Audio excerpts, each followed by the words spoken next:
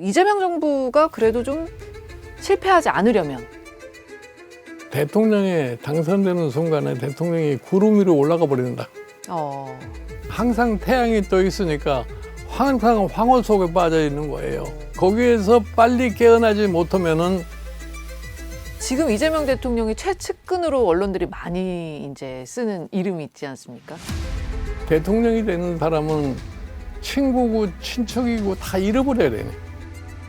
저희 국가의 지도자가 제대로 일을 하려면은 측근을 두지 말으라고 그랬어요.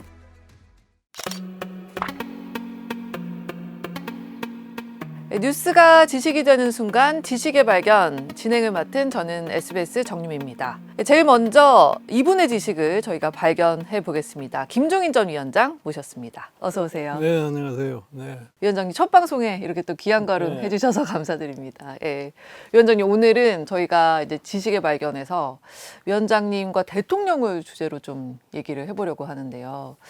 초대 이승만 대통령부터 지금의 이재명 대통령까지 정말 다 만나보셨고 일도 또 같이 내가 사실은 하셨고. 예. 이승만 대통령 경우는 내가 그때 어렸을 때니까 예. 직접은 내가 만나본 적이 없어요. 그냥 같이 쳐다만 본 사람이고. 네.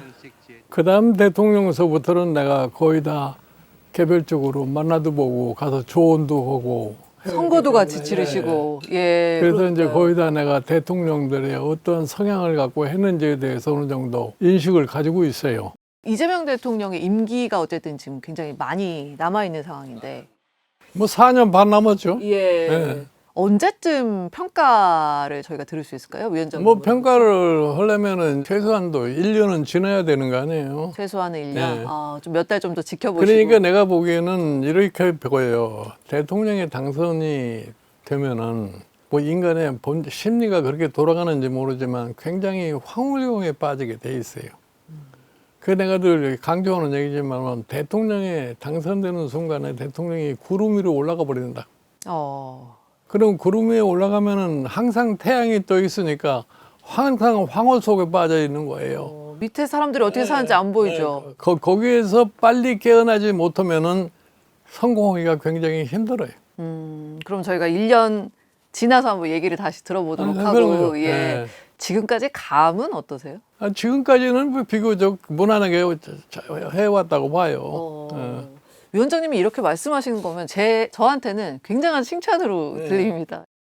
그 이재명 대통령의 인사 스타일은 좀 어떻게 보고 계세요? 지금까지 예. 뭐 인사 스타일이라고 하는 것은 그래도 머리를 상당히 활용을 해가지고서 나는 하고 있다고 봐요. 좀 좋게 보고 계시는군요. 예를 들어서 뭐 초기 내각의 전직 장관 중에 한 사람을 갖다 그대로 유임시키는. 그렇죠. 농림부 장관 유임됐죠. 뭐 최근에 와가지고서 무슨 이해운 지금 기획예산처 장관이라든가 뭐 이런 거 임명하는 걸 볼 거고 되면은 이재명 대통령 나름대로 지금 우리나라의 정치 상황을 갖다 보면서 어떻게 했을 적에 좀 보다 효과적인 대통령 직무를 수행할 거에 대한 인식이 좀 비교적 잘 돼 있지 않나 이렇게 생각을 해요.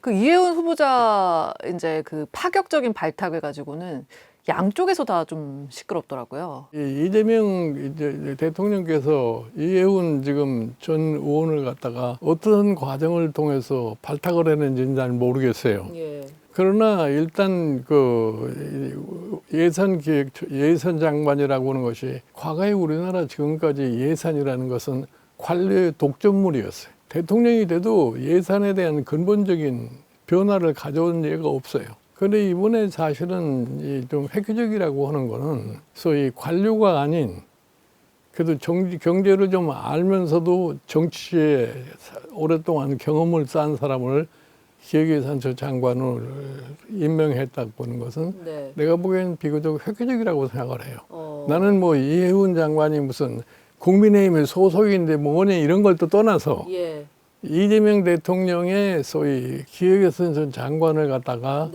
선택했다는 자체는 굉장히 획기적이라고 생각을 해요. 관료가 아닌 어쨌든 경제 경험이 그러니까 있는 정치인을 선택한 지금까지 우리나라 예산은 관료가 그저 뭐 전년도 대비 얼마 이런 식으로 해서 예산을 운영을 해온 거예요. 맞아요. 예, 근데 사실은 예산이라는 것은 대통령이 지향하는 정책을 숫자로 표시하는 것이 예산이에요. 그러니까 예산에 대해서 대통령이 좀 뜻을 펼칠 수 있는 어떤 그립감을 잡을 수 있는 아니 그런 거죠. 그러니까 예. 예산이 사실 우리나라가 사회적으로 많은 변화를 가져오고 경제도 구조도 많이 바꿔지고 그러거든요. 예. 근데 옛날에 뭐 개발연대 운영했던 예산 시스템이 지금까지 계속 이어오고 있는 거예요. 그러니까 이재명 대통령이 지금 본인은 어떻게 생각하는지 모르지만 소위 재정을 한번 획기적으로 변화를 시켜가지고서 시대에 맞는 그러한 소위 예산을 갖다가 한번 지향하지 않나 하는 이런 기대를 할 수가 있지 않나 봐요. 위원장님 이제 대통령의 실패 원인으로 또 주요 원인으로 꼽으시는 게 이 측근 문제거든요. 아니 뭐 그거는 예. 첫째로 이제 이 대통령이 나는 늘 얘기 그거예요. 대통령 되는 사람은 대한민국 5천만 국민을 이끌어가는 사람 아니에요. 그렇죠. 그러니까 거기에서 무슨 사적인 얘기가 작용해서는 안 됩니다. 네. 그러니까 대통령이 되는 사람은 친구고 친척이고 다 잃어버려야 되네. 예? 잃어버려야 됩니다. 그렇죠. 잃어버려야지. 그 네. 뭐 친구 말에 의해서 좌우되고 친척의 말에 의해서 좌우되고 그러면은 국정 운영이라는 것이 정상으로 갈 수가 없어요. 지금 이재명 대통령이 최측근으로 언론들이 많이 이제 쓰는 이름이 있지 않습니까? 김현지 실장.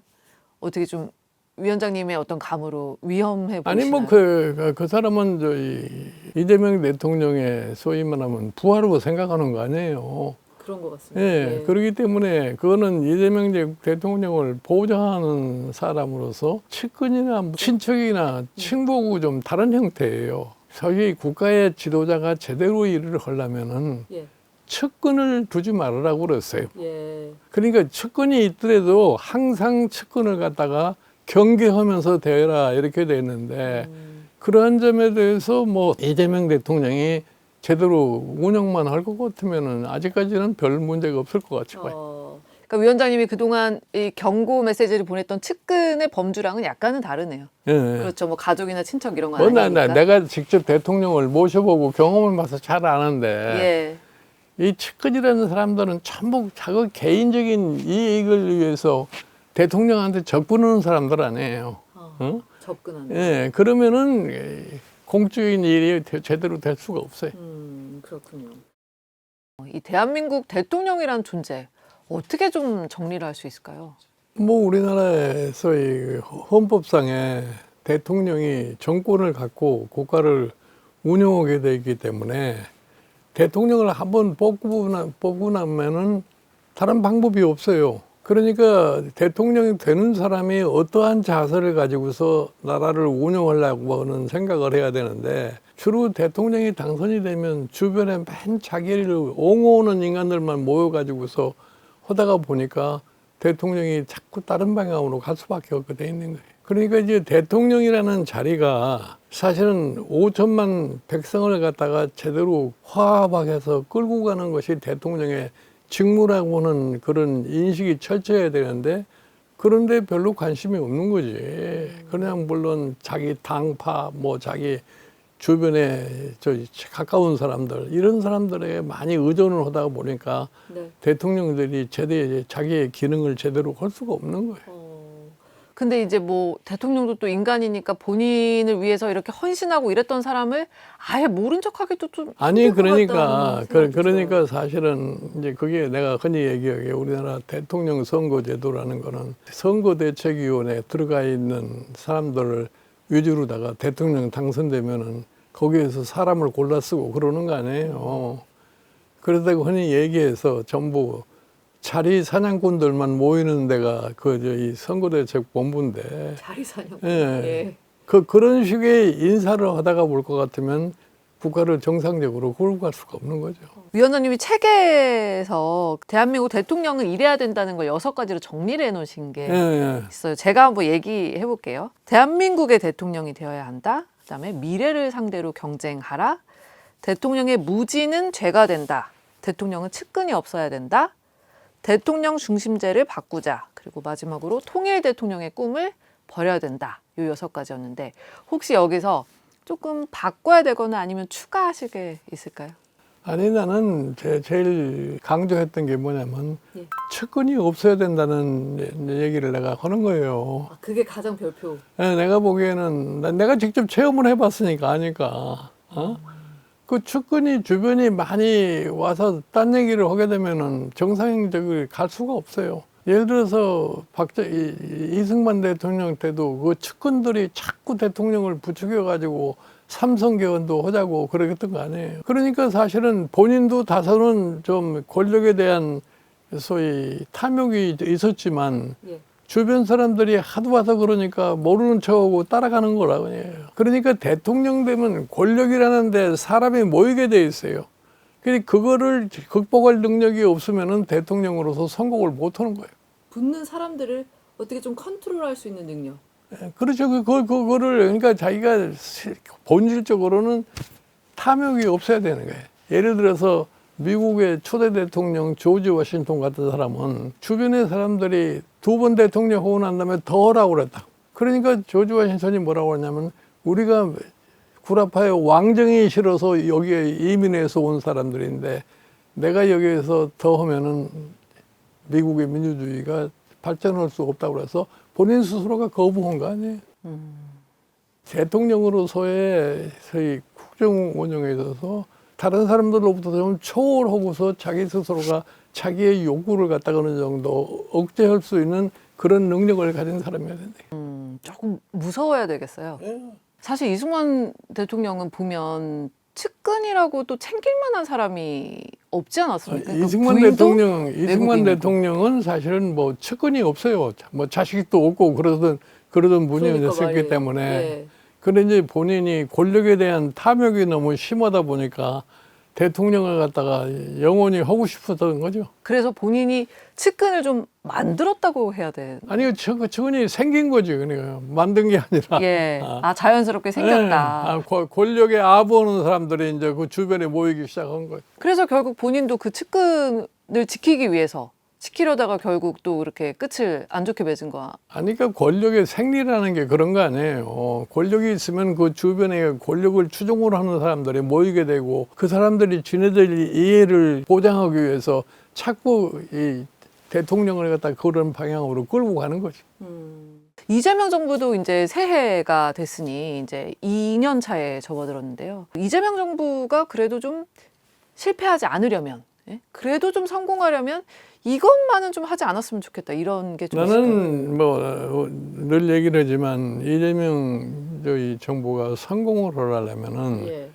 지금 우리 사회가 당면하고 있는 근본적인 가장 중요한 문제가 뭐라고 하는 것에 대한 인식을 좀 철저하게 하고 그 문제를 해결을 하는데 좀 노력을 갖다가 하는 것이 성공의 비결이라고 생각을 해요. 내가 지금 정확한 진단.